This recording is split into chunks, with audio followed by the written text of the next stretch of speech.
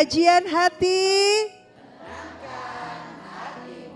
Masya Allah, baik sekarang kita sudah ke penanya selanjutnya nih. Ada bintang tamu juga nih Ustadz. Kak Silbi, halo Kak Silbi, boleh berdiri Kak? Assalamualaikum Ustadz. Waalaikumsalam warahmatullahi wabarakatuh. Ya perkenalkan saya Silbi, saya mau bertanya. Saya mau bercerita dulu tentang kehidupan saya beberapa tahun ini. Pada tahun 2020, qadarullahnya saya bercerai dengan suami saya. Saya memiliki 2 putra dan saya pun harus terpisah dengan anak saya yang kecil gitu. Terus pada saat itu dia usianya 2 tahun. 3 tahun kemudian papa saya meninggal secara mendadak. Dan di situ mulai saya tuh ngerasa seperti nggak menerima karena saya kan sempat berdoa ya sama Allah tuh untuk tidak diambil gitu papa saya sampai melihat saya bahagia kembali. Nah di situ saya seperti tidak meyakini atau seperti sempat marah sama Allah gitu, kenapa ya padahal doa saya seperti itu, hanya seperti itu gitu, tapi kenapa Allah tuh kok mengambil papa saya, seperti tidak menerima saya. Dan perjalanan saya menuju 5 tahun ini, setelah papa saya diambil, anak saya juga, saya terpisah sama anak saya yang kecil. Saya pun mendapatkan di dalam pekerjaan saya, di rezeki saya itu, anak saya kan sempat menegur saya karena kan sebelumnya memang saya pernah berhijab. Akhirnya saya harus lepas hijab untuk mencari nafkah gitu. Karena itu cara tercepat pada saat itu Ustadz. Saya sempat tidak meyakini lagi gitu dengan yang namanya hijab. Akhirnya sampai saat ini bergejolak di hati saya. Kenapa ya saya bilang gitu. Saya seperti tidak meyakini semuanya gitu Ustadz gitu. Karena kok banyak sekali gitu loh yang terjadi sama saya gitu, papa saya. Padahal doa saya sangat singkat. Pertanyaan saya Ustadz, apa salah saya berdoa seperti itu? Gitu. Dan bagaimana cara saya untuk meyakini diri saya lagi untuk saya kembali berhijab kembali Ustadz. Apa doa yang dipanjatkan waktu itu? Pada saat saya bercerai, saya cuma bilang sama Allah tuh, ya Allah jangan ambil orang tua saya sampai melihat saya kembali lagi untuk bahagia gitu. Maksudnya berumah tangga kembali dan melihat anak dan cucunya tuh bahagia gitu loh Ustaz. Terus saya merasa udah 40 hari tahajud gitu pada saat saya bercerai, kenapa kok anak saya dipisahkan sama saya di pengadilan itu yang kecil berumur 2 tahun gitu. Kenapa gitu, jadi saya seperti kayak gak meyakini lagi gitu loh Ustaz.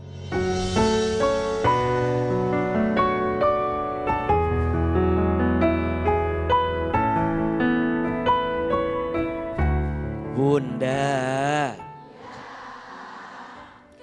kita harus belajar memahami bagaimana cara Allah menjawab doamu. Yang pertama, ditenangkan hatimu. Jadi kalau Bunda berdoa, mungkin Allah tidak kasih atau belum kasih apa yang Bunda minta. Tapi yang pertama, yang pasti Allah kasih ketenangan hati. Maka saat Bunda menengadahkan telapak tangan, berdoa kepada Allah, hakul yakin, jaminan pertama yang Allah kasih apa? Hati yang tenang. Yang kedua, ketika kita berdoa, yang Allah kasih dari doamu apa? Diperbaiki hubunganmu dengan Allah. Sebagaimana di surat Al-Baqarah ayat 186. Wa iza sa'alaka ibadi anni fa inni qarib ujibu da'watad da'i idza da'an falyastajibu li wal yu'minu bi la'allahum yarshudun. Dan apabila mereka bertanya, di mana Allah itu? Katakan, Allah itu dekat. Maka saat kita berdoa, bukan hanya tentang doa kita, tapi tentang hubungan kita dengan Allah yang sedang diperbaiki. Yang ketiga, Allah hapuskan dosa kita. Jadi saat kita berdoa, Allah hapuskan dosa kita. Dan yang keempat, ini poinnya. ketika kita berdoa, Allah cukupkan kebutuhan kita. Ingat, bukan keinginan, tapi apa? Kebutuhan. Doa itu meminta, bukan memaksa. Kalau meminta hasilnya terserah Allah. Kalau memaksa hasilnya harus sesuai maunya kita. Berarti selama ini bunda teh berdoa teh minta atau maksa? Maka Kak Silbi jangan khawatir dengan doa.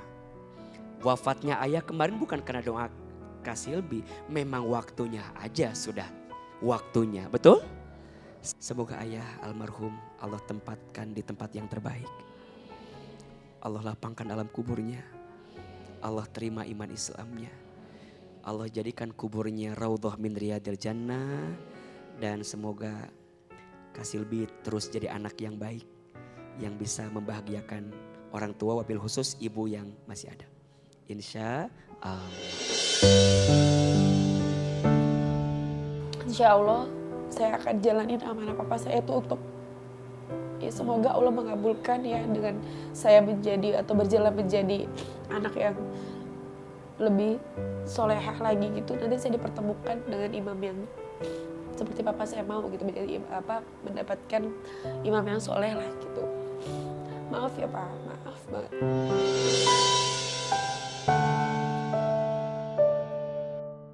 Kajian hati.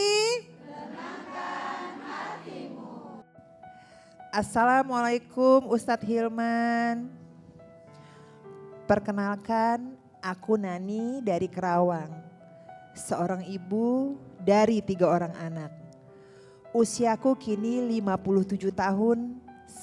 Saat muda aku bekerja sebagai perawat dan jatuh cinta dengan pasienku sendiri.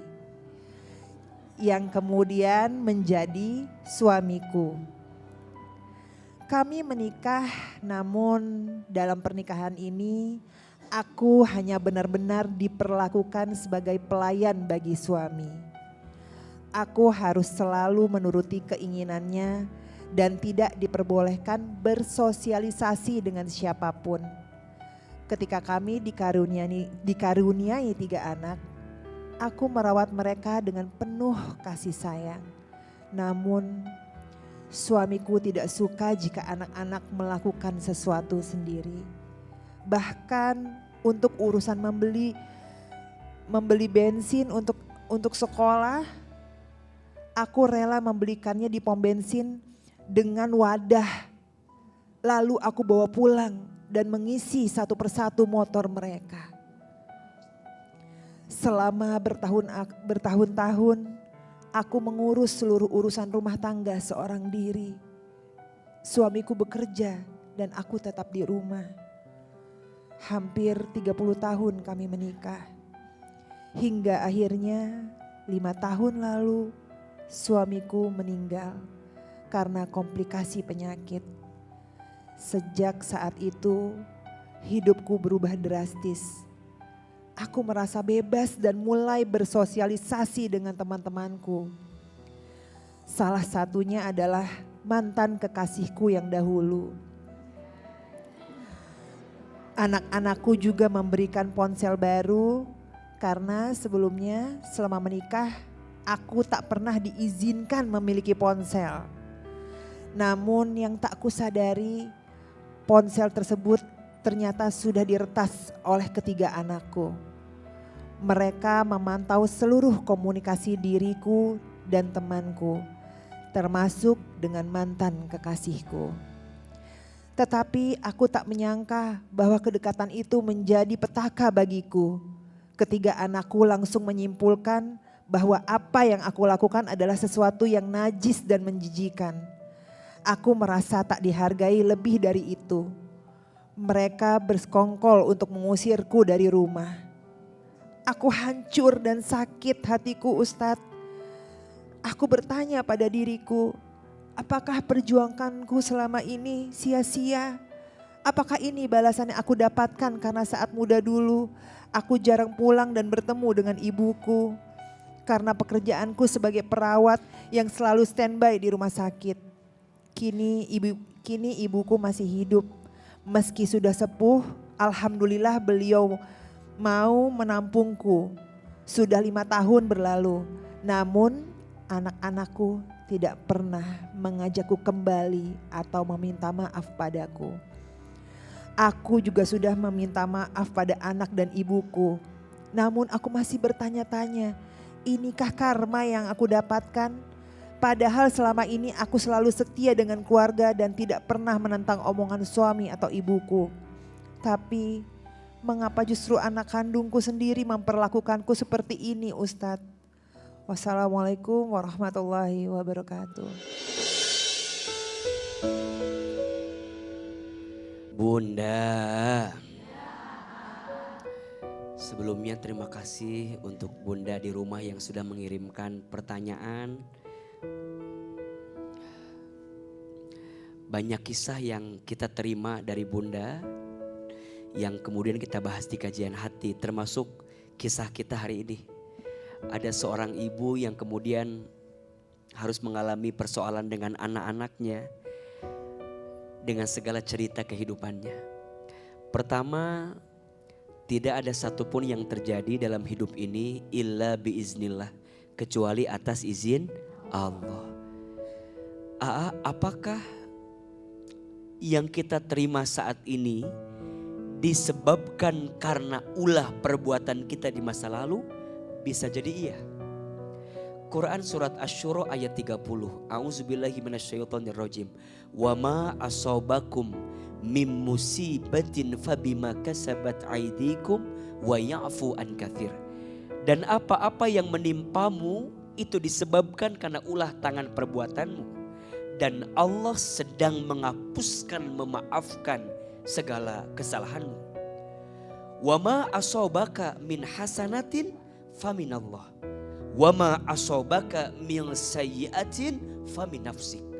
Dan apa-apa yang menimpamu itu baik dari Allah. Dan apa-apa yang menimpamu buruk itu disebabkan karena ulah tangan perbuatanmu. Maka satu Bunda sayang yang bertanya, taubat, minta ampun.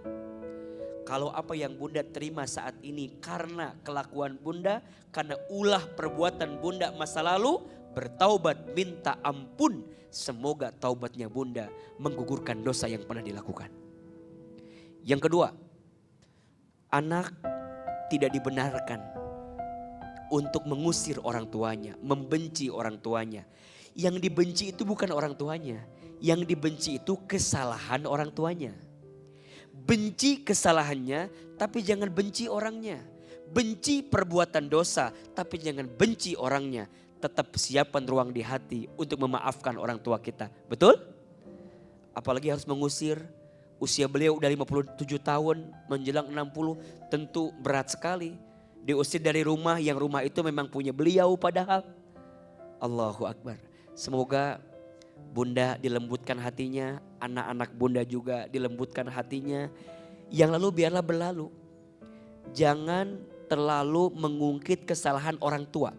Sebagai anak, kadang kita nggak tahu cerita apa yang terjadi pada orang tua kita. Betul? Maka jangan terlalu ikut campur dengan persoalan orang tua kita di masa lalu. Contoh, orang tua kita ada masalah dengan pasangan misalnya. Kita anak kan nggak tahu apa-apa. Tugas kita sebagai anak berbuat baik aja. Apapun yang terjadi kemarin, biarkan itu jadi bab antara orang tua kita dengan Allah.